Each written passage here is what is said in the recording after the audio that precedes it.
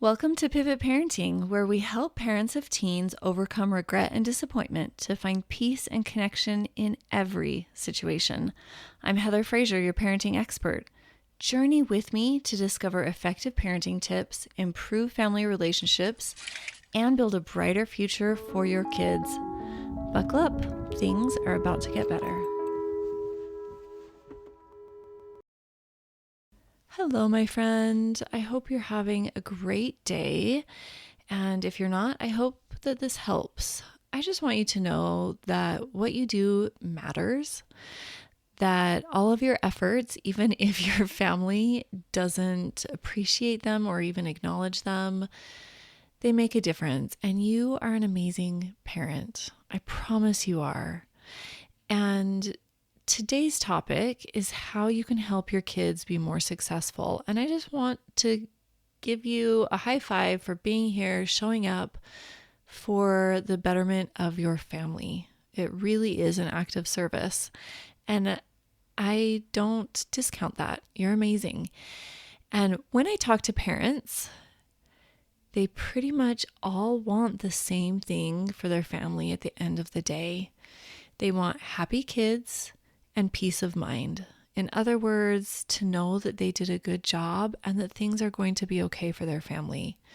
So today, we're talking about the most successful teens have parents who do 4 specific things. Now, before we dive in, I want you to understand, I can't make your kids successful and happy. I can't make you successful and happy. You can't make your kids successful and happy. And if somebody is peddling guaranteed success, that your kid is going to make changes and do what you think is good, I want you to run, because that's a lie and a trap. But we can all have influence upon our family.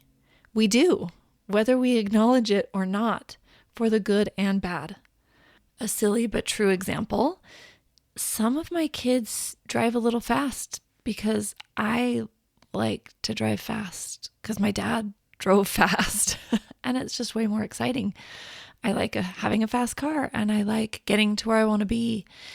And I actually noticed the other day while I was driving in traffic, a little caveat here, I was driving on the freeway and I was stuck between a bunch of like semis and other cars. And part of me realized that I like to drive fast because it makes me really anxious to just be surrounded. And I thought that was a valuable insight. And maybe my kids also have my low-key anxiety. And I influence them in that regard too. They also have my example of how to apologize and recognize my emotions and deal with them in healthy ways and other more evolved habits. And they can take or leave what I try to model and teach them. And you're doing this for your kids too. We really want to be intentional about how we're affecting them, because we do. How we behave that they pick up on. And today we're going to cover the 4 most common and powerful ways that we can influence them. And as a bonus, it makes our lives better as well. Now, you're going to want to stick around till the very end, because not one of the 4 things, but an application tip at the end is what makes it really easy. So stick around. I'm going to give that out at the very end. Are you ready? Number 1 is quality communication. This is the most foundational way to foster a healthy connection and quality trust with your teen. It's the first benefit, and it comes with never-ending dividends for you both.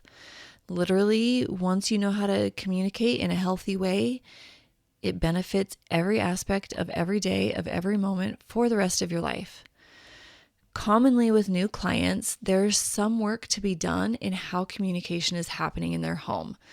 Usually it's a few things, like no communication because the parent thinks that it's too awkward or scary. They don't want to rock their boat and make their kid mad so that they react badly. Some parents don't want to talk about things because they don't want to suggest ideas that weren't already there. This is typically around sexual content or self-harm. I just want you to know, statistics say that talking about touchy topics like sexuality and self-harm, this actually reduces incidences, not increases them. So talking to your kids about all of the awkward, difficult topics benefits them from not having to deal with them or figuring them out on their own. And it doesn't put ideas in their head, I promise. When parents are upset and use poor communication habits, like being passive aggressive, yelling, blaming, threatening, name calling, comparing to other siblings, not apologizing, justifying their poor behavior, not taking accountability, not listening. These are unhealthy communication habits that damage relationships. And kids communicate poorly. Primarily what I've seen is because they have too many feelings to articulate at once and they don't know what to do. And so they grunt, they ghost, they yell, they lie, they deflect, they trash talk. They do poor behaviors because they don't know what else to do. And we need to show them options. You get the general idea. It can be really messy when emotions are high. When we, as the adult, have poor communication habits, that's what our kids are learning for their future relationships, both professional and personal. This is setting them up to learn on their own if they even realize there's a better option. And so when we show our kids healthy communication, that sets them up for success in avoiding abusive relationships because they identify bad behavior and bad communication. They're more able to set boundaries, thus driving off potential abusers because they aren't an easy target to be taken in. This helps them in professional settings to navigate inevitable work issues. It helps in every aspect of their lives because communication hangups are literally all around us. If we don't know how to communicate in healthy ways, we're going to have problems with our neighbors and with our friends, with our family, everywhere. We must know how to have hard conversations for a full life. There is no escaping it. Number 2, it's crucial to release your expectations and dreams for them, for how your family should look, and let your teen follow their dreams. I used to hold my babies in the middle of the night and dream about their future. And I don't think there's anything wrong with this. It was absolutely glorious. Their first day of school, how fun their birthday parties would be, taking them to college, picking them up from a mission, their wedding day, the day that they'd hold their newborn for the first time. I also had subconscious ideas about our future. They'd like the same things that I do, so we could do them together. They'd like church. They'd like to share their innermost thoughts and dreams with me. We'd have lively, happy family decisions and conversations, and they'd never be upset with me because they would know how much I loved them. Guess what? Our kids are their own person, and sometimes we have moments like this, and sometimes we do not. They usually don't see their future the same as their parents. And we have to understand that this is okay. We need to let go. And when we don't, we weaken the relationship and can even damage our kids' sense of self. Here's what it sounds like. When our kids say, I can never please them, so I've given up trying. Screw them. This can go along with grades, schools, values, every expectation. If we're constantly writing them, they will either abandon their sense of self to please us, or they will say, forget you, and they will go in the exact opposite direction just to spite you. And that's when they self-sabotage in not very nice ways. It can sound like my mom sees me as a failure. She's embarrassed. I've let her down. I'm the worst. It can sound like parents saying everyone in my family attends this college and gets this degree, period. This is the life that will yield success. And then their kids switch 3 years into a miserable career, or they leave the church or their marriage once they realize that they're an adult. And it's okay to live their life as they see fit, not as you see fit. I have actually seen this. We had some friends, and every male in their family had to attend a specific church school and get an engineering degree and then come back to their home state and work for the company that their entire family worked for. And we met a lot of these siblings at church, and one of them wanted to be a dentist. And so he became the black sheep of the family, left his degree and career and went to dental school and is living his best life. But it kind of rocked that whole family because he was stepping out of his parents' expectation for him. When we smother our kids' individuality, it's easy for them to resent us. Support your kid in their dreams so that they don't have to push so hard that they harm their future. Like saying, I won't get straight A's, so I'll just try for F's. And so they don't waste years living your dream for them, only to recognize that it is not what they want. The only expectation that you should keep around your kids' future is that you're going to love and support them as they see fit and let the rest go. Literally, everyone will be happier. I know that this sounds lovely in theory, but can be tricky in practice and very sneaky. We do this in very sneaky ways that we don't even recognize sometimes until it's in our face screaming at us. I offer a 30-minute free consult call where we can tease all of this out.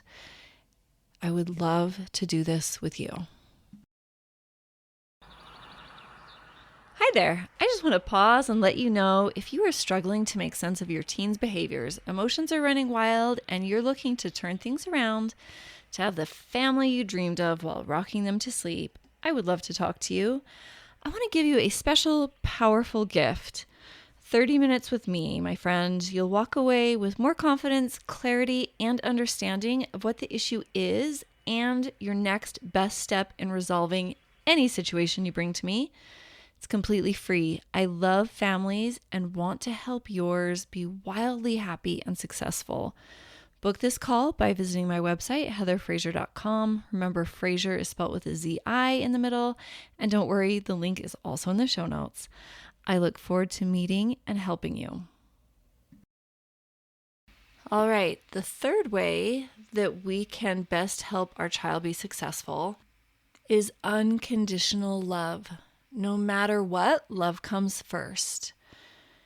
Our most basic emotional needs as humans is to, according to Google, and I quote, the need for a secure attachment to others, which essentially means feeling safe, stable, and accepted by a caregiver or loved one. Often established in early childhood with parents, this provides a foundation for healthy emotional development and relationships throughout life. End quote. That's what Google says is the number one basic emotional human need. And I completely agree. When we unconditionally love our kid and act like it, we're immunizing them against so many future success-harming agents. Abusive relationships, again, this is a double inoculation. Codependency, self-loathing, and other self-destructive habits. People-pleasing, being too scared to reach for goals, and living small for fear of discovering that it's true, they really do suck. Which is not true. Kids who know that they have a safe place, no matter what they've done or how bad they've messed up, that they can always come back to and they will take healthy risks in education, like taking the harder classes, career and goals. They feel safe in more situations because they feel empowered and stronger, which helps them to grow and achieve at an accelerated rate. They pass goodness into the world because that is what they know, at least if they choose to embrace your love and continue the legacy of unconditional love. Again, this is the influence that we are offering them. Now, yes, immunizations are not foolproof. We've all gotten the flu shot and then gotten the flu on occasion. But they increase the odds of avoiding the illness, of what can happen when we don't unconditionally love our kid.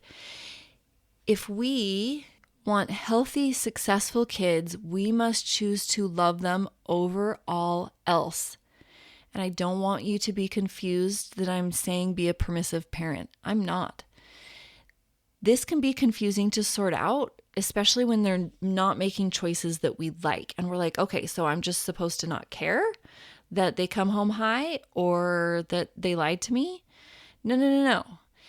There's a vast difference between unconditionally loving your kid and being permissive. Unconditional love means teaching our kids that there are consequences, because if we don't, as parents in the home, society will. They'll lose jobs, they'll lose friendships, the judicial system might have to step in to try to teach them. So unconditionally loving our kid is definitely teaching them and following through with quality rules and consequences. And I have a whole podcast episode on this. I'm not going to go into it now for the sake of time, but it is called The Letter of the Law. And I teach you all about how to make quality rules and consequences and follow through with those. If you want to grab 30 minutes with me to help to know how to unconditionally love your child in your specific situation, the link is in the show notes, and I'm happy to meet with you to go over that. Number 4 is how we view mistakes as learning opportunities instead of failures, so that we can encourage growth instead of getting stuck in frustration and feeling downtrodden and feeling awful about ourselves, or our kid feeling awful about themselves. My friend, failure is your teen's friend. When you can help your teen see that every attempt, especially the bad ones, are a win and they're valuable, because you're teaching them resilience. And resilience and grit and tenacity, these are a huge predictor of success. Teach them that being brave stinks. Let them know that courage is uncomfortable and it's supposed to be. Nothing has gone wrong. The more your kid tries out these feelings and steps out into the great abyss of possible failure, they get more used to it and they're less scared of it. And then they'll try more things and gain new skills. And they'll be brave enough to grab what they want in life, no matter how many tries it takes, because you've taught them that, yeah, that's normal. That's the process. It's not a big deal. When we fail, it doesn't make us stupid or unworthy or unlikable. It actually makes us really brave and awesome. Talk about your failures to your family. Normalize things taking a few tries before success is gained, and that it's hard. And that hard is just gaining strength. It's supposed to be hard. Talk about how past failures have helped you. Failure really is what paves the path to success. So teach them to be excited for it rather than downcast. I have in one of my journals, when I first started coaching, I have a list and I wanted to get to 100 failures. So I wrote this list of I invited so-and-so to be on my podcast and they didn't even respond. And I was like, sweet, I reached out to them. That is an amazing fail, and I would write it down. Or I met with somebody and they didn't hire me to be their coach. And I would write that down as one of my 100 fails on my way to success. We want to look at failure completely different. because that is what helps our kids. And it has to start with us. If you don't like failure, if you tie that to your quality and sense of self, please let's talk it over. As parents, in all 4 of these steps, we need to go first. We have to apply these to ourselves and then we radiate it out to our kids. We are the models. They learn more from what we do than what we say, especially when the two don't line up. So if you're telling your kid, be brave, go get it, you're awesome, and then we don't advocate for ourselves, we don't ask for a raise or a promotion, that's very telling. And so we have to step up and go first in all 4 of these aspects. Okay, are you ready for the best tip of all?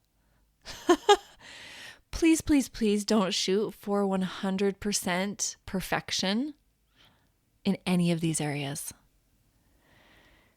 The initial goal is to do it more than half the time. That's it. Do it more than 50% of the time. And once you can consistently do that, then I want you to shoot for a nice B-. 80% is actually 100%. When we think it has to be perfect, we get stuck in our heads. We feel too overwhelmed to start. We beat ourselves up when we mess up, and we give up because we're no good at it and it's not working. None of that drama, my friend. Be wild and messy and free and let yourself fail at quality communication or releasing your expectations or unconditional love or viewing your mistakes as learning opportunities. Fail at all of it and keep trying. It will be messy. And I want you especially to add your flair and personality to it. Expect to get it wrong.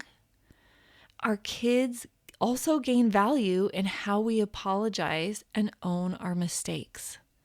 This is showing them in a very real way that failure is part of it and it's okay and we can still love each other when we fall short. This builds trust and authenticity. So amazing of a bonus. Okay, here are the 4 things. Create quality communication. Release your own expectations and dreams and let your teen follow their unique path. Unconditionally love yourself and your kid.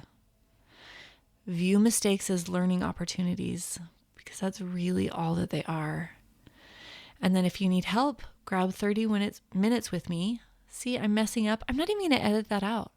I just messed up and it's not a problem. I still have a lot of really valuable insights for you. Grab 30 minutes with me to personalize the application of these 4 things. It can be tricky when you're DIYing it. I would love to help you. I have some fall spots. One of them could be yours. The link is in the show notes, my friend. We'll talk to you next week.